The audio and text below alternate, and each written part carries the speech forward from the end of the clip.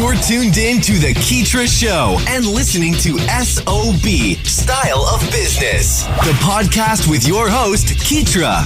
We aim to highlight the ongoing trek of entrepreneurs and business owners from around the globe, featuring stories that recount their struggles, experiences, and inevitable road to success and self-fulfillment. Welcome to SOB. Are you ready to stop playing around and reignite your creativity? Check out my Vision Alignment Blueprint Guide, currently available on my website at keitra.com, or you can download it for free at Gumroad. Hey, what's up, y'all? I'm back with another hot episode of SOB, Style of Business, the podcast. This your girl, Keitra, and today I am speaking to Cecilio Chopper Martinez, who is an award-winning filmmaker. This dude is a published photographer, and he is also the founder of CM9 Films, talking to us today about everything that has to do with photography, being inspired by nature, just making all these wonderful films and productions that he's currently working on, and just kind of providing us with a little bit of inspiration to take out our cameras and phones and, record something. So it's going to be a great conversation. But without further ado, Chopper, go ahead and drop that background introduction for us. Let us know where you're from. Let us know a little bit about what you're doing. Yeah. First off, thanks for having me on the show. I'm pretty excited about, just letting people know what's going on and, with CM9 Films. And also, I just recently started my LLC, which is Maverick Lens Productions. So I have that going on too. But first, I'll go ahead and introduce myself. My name is Cecilio Chopper Martinez. I go by Chopper. That's my nickname. I've had it since I was a kid. And all my friends and family all know me by that. So it's something that I, have gotten accustomed to. And whenever I hear Cecilio, I feel like I'm in trouble. When I hear Chopper, hey, it's a friend. So right. That's really great. And so, but I am a filmmaker, photographer, and storyteller based in San Antonio, Texas. And as Keitra, as you were saying, I started off with CM9 Films, which is still kind of my brand, but I went ahead and branched out to getting my LLC just recently in the past year as Maverick Lens Productions. Yeah. But I've created over 20 short films, and I've earned multiple awards and nominations on IMDb.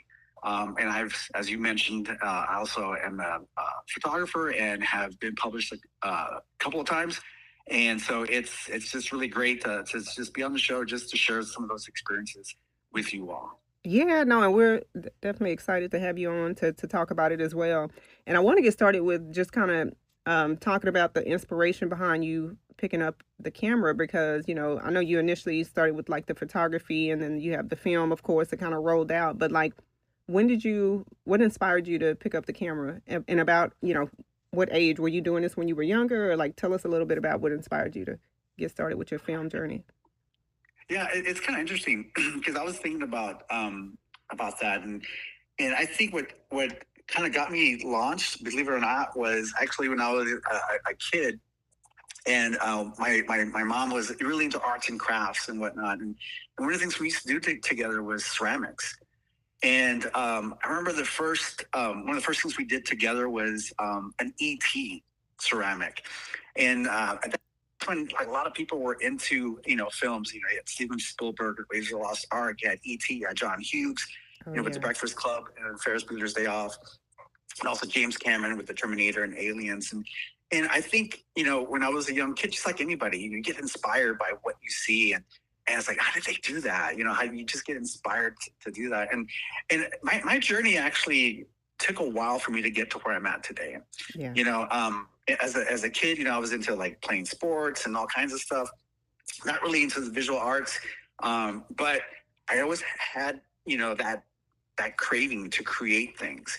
And I think it wasn't until probably my late 20s when I started to really explore that. And it kind of goes to that point. It's never too late to kind of revisit the things that you really are into. And I think what happened was it was kind of a bucket list thing. And so I always wanted to do, a film. I always wanted to get into photography. And one of the things that I did was, it was, like I said, it was called the San Antonio 48-Hour Film Project. And that was like, 48 hours to write, shoot, and edit a 4 to 6 minute film. And anybody could enter it. It could be somebody that was just getting started, or even the pros. But it kind of leveled that playing field. Yeah. And for me, it was I always wanted to do it, right? And so I did it. It was a horrible film. Yeah. It was called Dumping. It was called Dumping Reuben. And I had my family help me out with it. But the thing that inspired me was was when we went to the premiere. It's like everyone like from different levels are coming in and entering their film. But there was this one group, and it was called Atomic Productions was the name of the film group, and their film was called Thunder and Ash. And when I saw their film come on, it completely just blew me away. Right. Yeah. And I was like, oh my gosh, how is this possible with, some young people, maybe like 6 or 7 all together as far as a group to create something that was like, it looked like Hollywood, you know? Oh, wow. And I think at that point, that's when I was inspired. I was like, you know what? I'm going to do this. So I went out, and got like kind of an upgrade to a camera, and I started to experiment, and I started to get with not just my family, but also, my friends. And I started to enter more contests. And then finally I got to network with people, and I started to meet those individuals who had kind of the high-end cameras, that had the red cameras, and were very serious. And I had some experience to be able to do that. And I think at that point, that's when I was hooked. Yeah. Just taking that first step and putting yourself out there. Yeah. So, and I think that's what's important. I think people are really afraid. People are afraid to do the things that they want to do. And it's not until you take that first step, and then you take the next step, and next thing you know it, you're like with over 20 films with awards and nominations.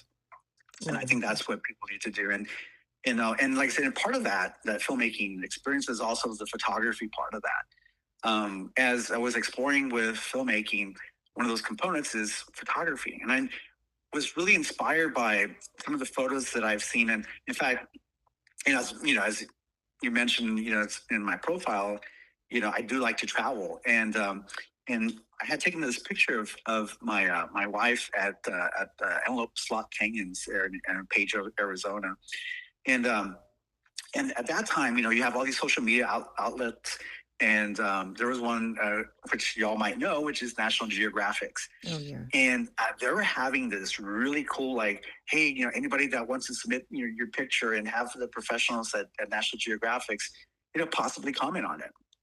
So I entered that picture of my wife, and sure enough, I got a comment from National Geographic. We really liked your picture, and they kind of did the little highlight of that, and that was, to me, an amazing thing, just to have National Geographic recognize one of my pictures.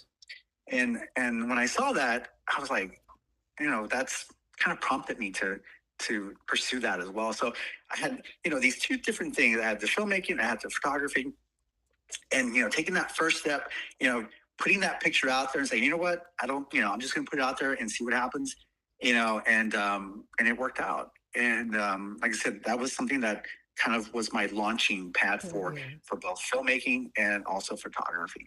Yeah, so yeah. Those probably two things where you got, which was the 48 and then the National Geographic post. So wow, yeah, and I love what you said about just taking that first step, which brings me to definitely want to ask you, like, what are some things that helped you overcome that fear of being seen, or fear of sharing your work, to actually putting it out? I mean, because I'm pretty sure you were still probably nervous in the process of putting it out, but like, tell us a couple of things that you did, or like what are some of the things that helped you to overcome that fear and to move forward anyway? I think, I even to this day, I still have fears. Like I said, I just I had entered one of my films at the San Antonio Film Festival, and I was nervous, as they're going and getting, you're screening all the different films that were entered. Mine came up, and I was all like, it's just my heart rate, just my heart just starts to pace. Yeah. Because I'm showcasing my work up against some really professional folks, and so I think what I try to do is I try to have confidence in the things that I'm doing. And I try to kind of like, what, we all have to start somewhere, and I think at that point, that's what helps. And also, also bring a friend of mine Right. to kind of like give me that support as well. And I think that's what's also really important is that this is not a, especially for filmmaking, it's not an individual thing. It's a team effort. And I think having my team there, all of us that came together to put together this amazing work of art, to have them there to support the overall effort. And I think that's what helps. I mean, because I kind of getting over the fear of just it's you yourself and there's like putting this out there, but then having people to support you as you're presenting your work. I think that's what helps overcome that. And like I said, it's a moment. It's a moment, and then you present it, and you know what? After you get over that, it's an amazing feeling. It's just a feeling of accomplishment. Just to have your film up there with everybody else's, and then to walk away, especially if you walk away with nominations and awards, that kind of is giving you that confidence, that credit, saying, you know what, I am a filmmaker, and I think that's part of that fear that it's what we call the imposter syndrome, right? And we've talked a little bit about that, and is that everyone that goes into something like this, and like I said, art is very subjective because it depends on the person or individuals that are seeing it, watching it, and it's their personal experiences that they've had that I like this film or I don't like this film, or I like this picture, I don't like this picture. And so, but I think, getting over that imposter syndrome takes a while. And I think the more that you do it, the more you get comfortable, the more that, you start to get these, recognitions. I think that helps. But it's not until that moment that you start to realize that, hey, you belong here. You belong here just like everybody else. Yeah. And I think once you get over that, get over your imposter syndrome, and you get over that feeling like you don't belong there, then I think that's what helps. To your question, how do you get over that? I think you just have to believe in yourself, Yeah. And I think that's really important. And then when you have people that support you, then I think that's just a bonus, Exactly. So I definitely agree. Yeah, so I think that's really important, but it does take a while. But don't get discouraged. I've had productions, and I've had photos that didn't work the way I wanted them to. But once again, that's just a moment, and then the next one will be better. Exactly. Because you learn from your failures. It's like the whole thing. With I guess it was Batman. It's like why do you fall? You fall because you learn to get up. And as long as you keep on getting up, then you try and try and try. And the thing is, as you try and try, then you're raising that bar. And so now, like I said, you have to do that. You can't give up on it. And it's really easy to do, especially when it comes to arts, when it comes to these kind of things where, like I said, it's going to be difficult, because you're going to go up against, individuals that, think that your work is not up to par. Exactly. But it's like, and that's I think that's part of that issue, is that it's like, it may not be up to their par, but it could be somebody else's. I know I've had people walk up to me, especially on a film that I didn't really like that I created, and they're like, "Oh my gosh, man, that was really cool. It like really inspired me to pursue these things." And I think that's part of that. And when you start getting where you become kind of the people that, like I had mentioned before, there was that one team, when I first started with filmmaking, Atomic Productions, and they inspired me to become a filmmaker. And it's good to know that I've inspired other people, to become filmmakers, and I think that's part of the effort. It's like, just believe in yourself, and you're going to fail, but you keep on trying, and don't ever give up. Yeah, it's all a learning experience. And that's one of the things that I love about, just being able to utilize your creativity, because everybody they're going to have their own unique spin on it, And Right. So like you were just talking about you didn't like a production that you put together, a film, and then, you got other people who really enjoy it, even though you think it was just something that you just put out. And I want to talk a little bit about like what Tell us a little bit about what inspires you to create the type of films that you create, because I know like some people do specific documentaries in nature. You have other people that do like lifestyle documentaries. You have crime documentaries. You have an assortment of different documentaries and movies. Because I know you do the travel. Because when you travel, I've seen some of the things that you've put together there with the photography. And then for the films, I know you also do like short films and different ones with like drama and themes. But like, tell us a little bit about what inspires your work, and then also like, what's your favorite type of film to create?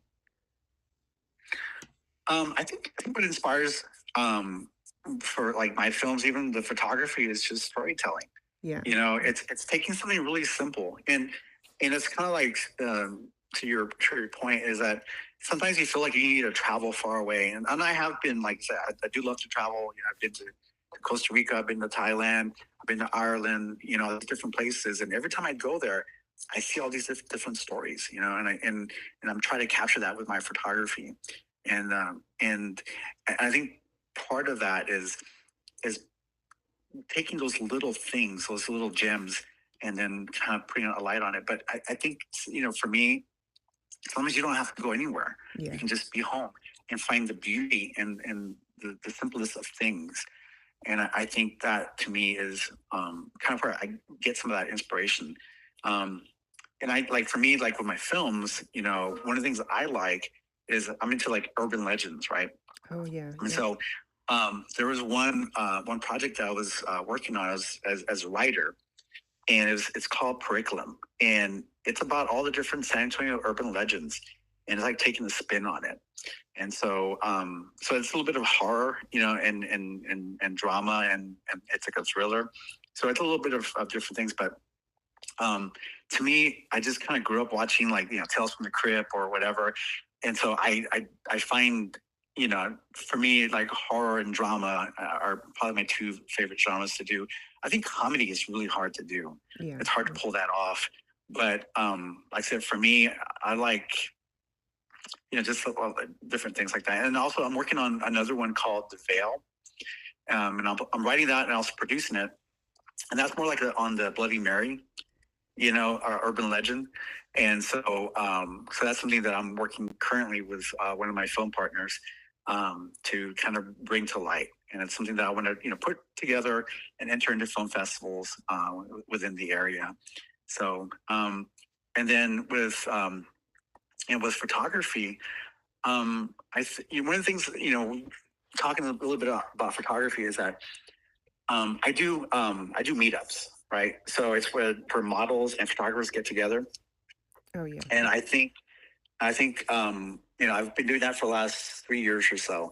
But that's a really good opportunity to improve, your photography and make those connections with models and other photographers, and to get some best practices from them. But working with them, and that's how I've been able to get some of my work published.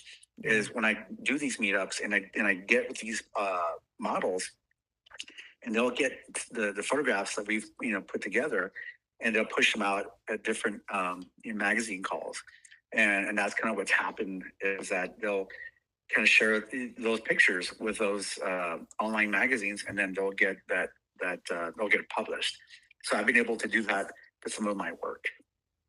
Exactly. Yeah. No, you've done plenty of like I've seen some of the films and stuff, which is real interesting because a lot of times we feel when you see people who have a history of creating different types of work, and then you find out that they're actually versatile, and they do different things, which is amazing.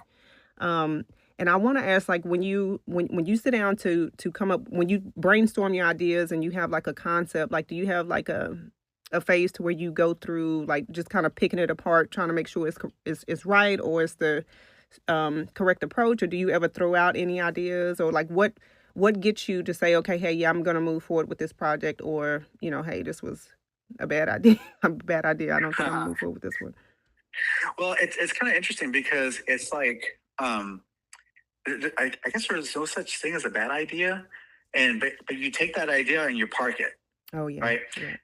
And so that's kind of what I do. I usually don't throw any of my ideas away. I'll just park it and I'll revisit it.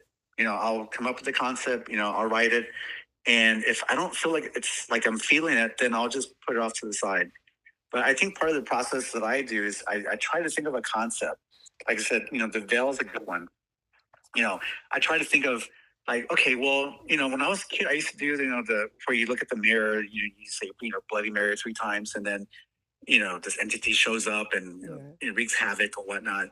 And so I try to take that concept and I try like, well, how does that work? How does this urban legend last as long as it has?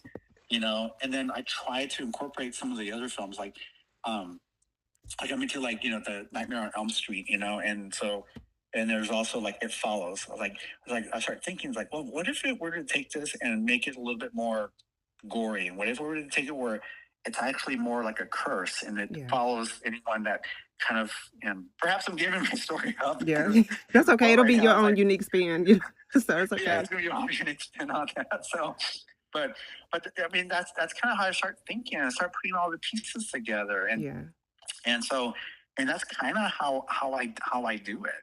I try to come up with the first act, the second act, and then the third act, kind of bringing all those components together, and seeing that main character, do the full arc, where you take them out of their the original world that they're in, and then they go through all the trials and tribulations of this experience, and then they come out, this new person with this, its new abilities and perception on life and what's going on, and I think they come out a better person because of that experience.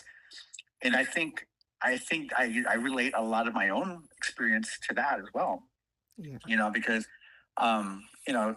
growing up, I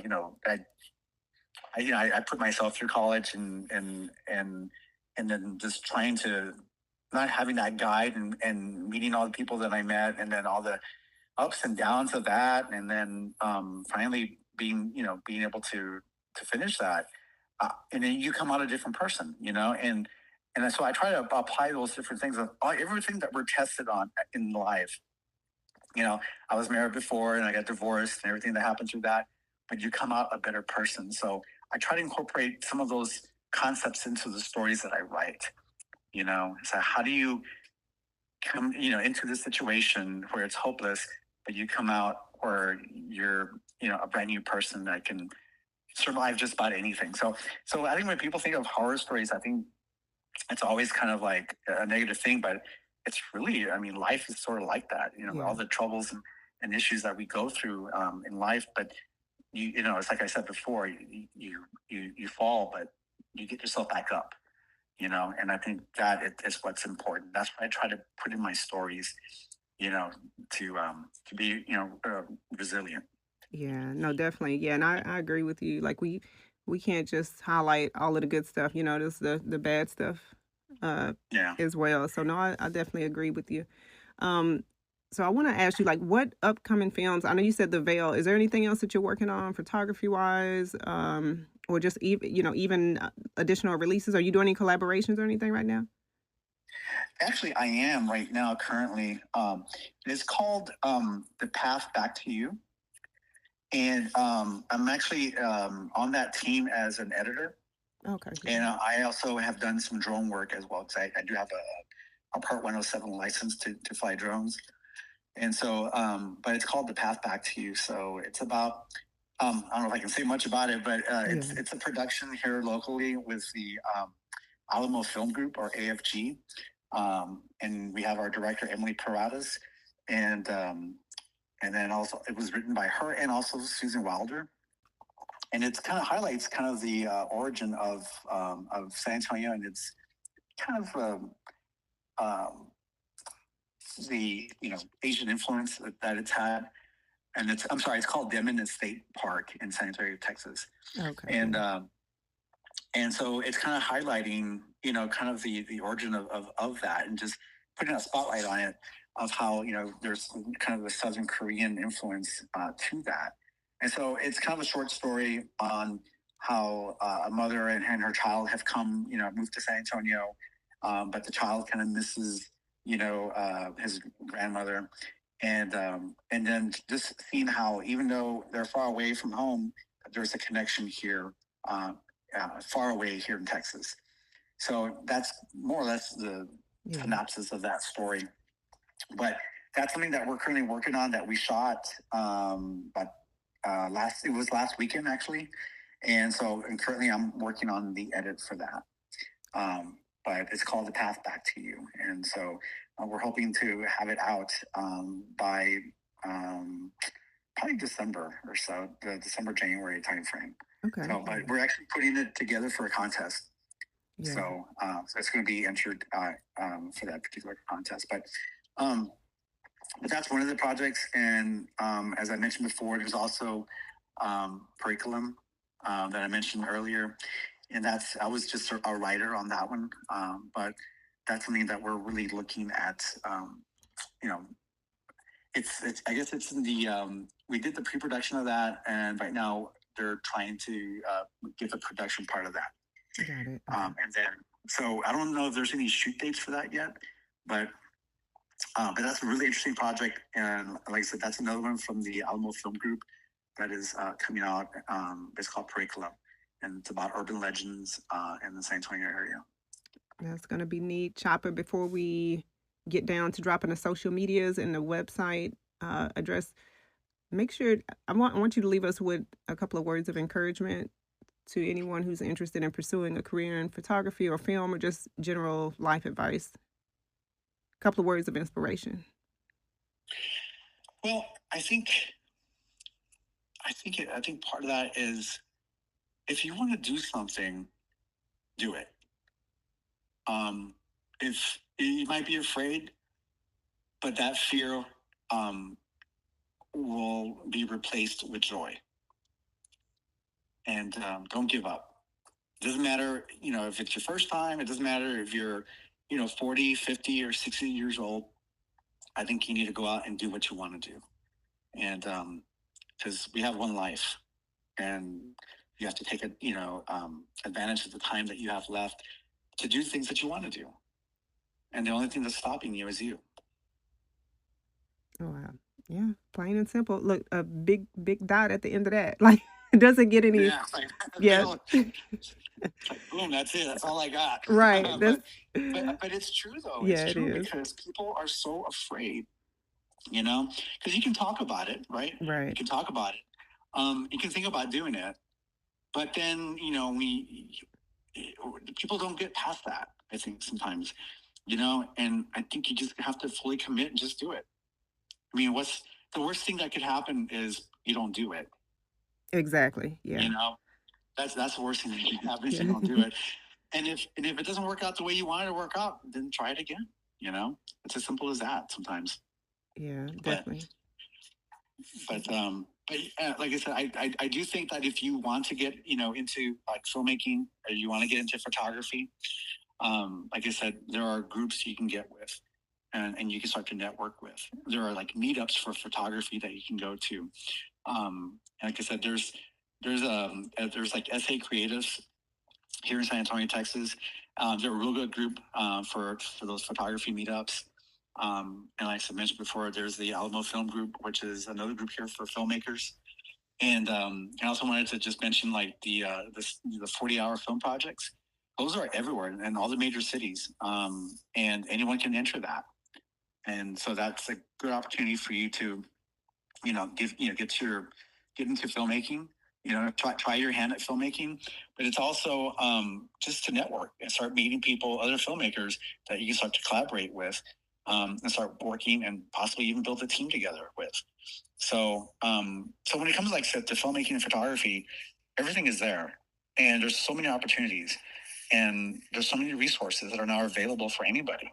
And back in the day, it's like, just to think about like having a film entered, or getting anywhere with film or even photography was almost, I guess, impossible. But now, the equipment's gotten cheaper. All this information is out there. There's websites. So it's there. So if you want to do that, you just, like I said, take that first step and go do it. Go do it. All right. And let us know if anybody wants to connect with you online or just learn more about what you do. Go ahead and drop your social media handles of where they can find you and also your website address. Sure. Yeah. If you want to reach out to me, I am on Instagram. Just CM9 Films. So it's C as in Chopper, M as in Martinez, and 9 is my lucky number in films. There's also on Facebook, CM9 Films, same handle. And I also have a Vimeo where I have most of my videos at. And that one is at vimeo.com at CM9 Films. You can find me there. And then also at YouTube at CM9_films, because the CM9 Films is already taken. So I had to do underscore. Yeah. So it's at CM9_films. But the best way to really connect with me is probably through Instagram at CM9 Films. That's where I have a lot of my film stuff and also photography stuff that I'll put out and promote. All right. Gotcha, Chopper. We want to thank you and appreciate you being such a wonderful guest, and definitely look forward to having you back when those films drop, because December, January is right around the corner. But yeah, right. Definitely looking forward to learning more and hearing more about those. Well, I appreciate you having me on the show. We'll look forward to it. Thanks for hanging out with us here on SOB. We hope this episode has been resourceful. If you'd like to check out the latest articles or follow Keetra's website updates, just log on to Keetra.com or follow her on Twitter at KEETRIA.